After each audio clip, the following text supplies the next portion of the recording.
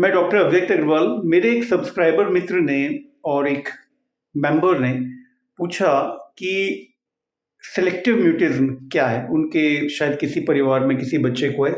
ये बहुत ही एक आम व्यक्ति को जिसके भी घर में ये देखने मिलेगा, उनको बहुत ही अजीब-सी समस्या लगेगी किसी बच्चे की, और इतनी कॉमन भी नहीं है, रेयर है। मैं इसके विषय में आपको बता देता हूँ कि सेलेक्टिव म्यूटिज़्म क्या है और इसको कैसे हैंडल करना है।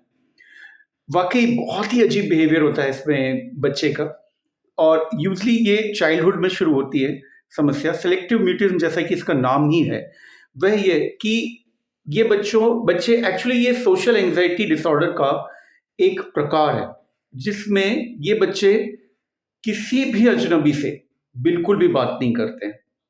3-4 साल, 5 साल की उम्र से स्टार्ट होता है अधिकांशतः, और मैं इसके कारण पर भी आऊँगा। पहले बता दूँ इसके लक्षणों को।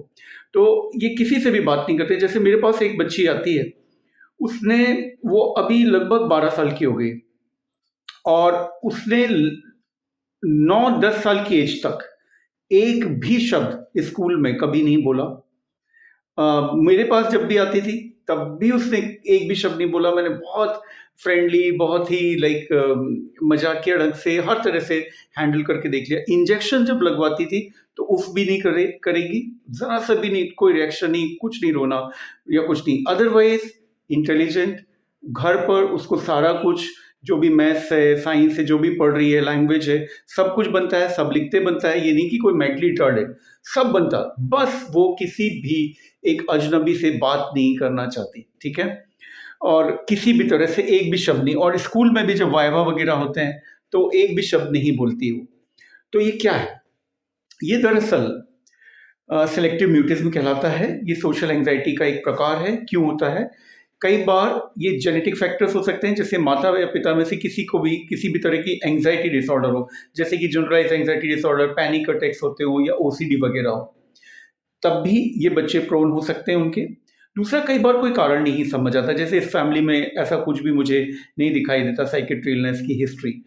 तीसरा, कभी-कभी बच्चे ने बहुत ही कुछ ट्रॉमेटाइज़िंग एक्सपीरियंस देखा हो बचपन में, जैसे कि लड़ाई-झगड़ा माता-पिता के बीच में ज़्यादा हो गया, या किसी ने बहुत ही चीखा-चिल्लाया हो, या किसी ने पिटाई की हो बच्चे की अर्ली एज में, या कभी-कभी कोई सेक्सुअल हैरेसमेंट हुआ हो, जो बच्चा किसी को भी नहीं बता सकता हो, तब भी सेलेक्टिव म्यूटिज़्म हो सकता है। या किसी फैमिली में कोई डेथ वगैरह हो गई हो, तब भी ये ट्रिगर हो सकता है। तो ये ट्रिगरिंग फैक्टर्स हैं। कभी-कभी स्कूल में कुछ ऐसी समस्याएँ हुई हों, तो ये ट्रिगर फैक्टर्स ये हैं। करना क्या है? इसका ट्रीटमेंट बेसिकली साइकोलॉजिस्ट, साइकियाट्रिस्ट करते हैं, और पीडियाट्रिशियन फर्स्ट कॉन्टैक्ट होते हैं हम लोग, जो पीडियाट्रिक्स वाले हैं। तो हम अपनी ओर से जो भी हमें कुछ ब्रेन के लिए सप्लीमेंट्स हम लोग दे सकते हैं। साथ ही साथ में साइकोलॉजिस्ट जो होते हैं, इसको सीबीटी कहते हैं, कॉग्निटिव बिहेवियरल थेरेपी।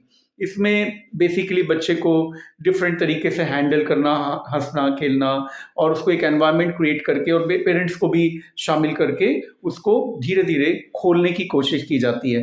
ज़्यादातर बच्चों का ये इम्प्रूव हो जाता है। जैसे इस बच्ची जो मेरे पास आई थी, पहले से काफ़ी इम्प्रूव्ड है, कुछ लोगों के साथ बोलने लगी। हाँ, इंटरेस्टिंग बात आपको बताऊँ कि अपने पिता से भी बात नहीं करती थी, सिर्फ़ और सिर्फ़ माँ से, और उसकी एक बहन है उसके साथ।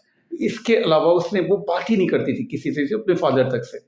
तो बात नहीं करने का मतलब ये नहीं कि कुछ सेंटेंस, एक शब्द भी नहीं, नॉट इवन सिंगल। जैसे आपने पूछा तुम्हारा नाम क्या है बेटा?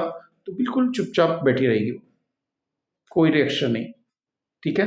तो ये है सेलेक्टिव म्यूटिज़्म। मैं उम्मीद करता हूँ कि आपको जवाब मिल गया होगा। मेरे सब्सक्राइबर ने, यूजुअली मैं रेयर प्रॉब्लम्स पे नहीं वीडियो बनाता, क्योंकि अ, र बहुत लोग होते नहीं ना कंसर्न, लेकिन आपने ये पूछा इसलिए मैं ये बनाया। उम्मीद करता हूँ आपको जवाब मिला होगा। Thank you.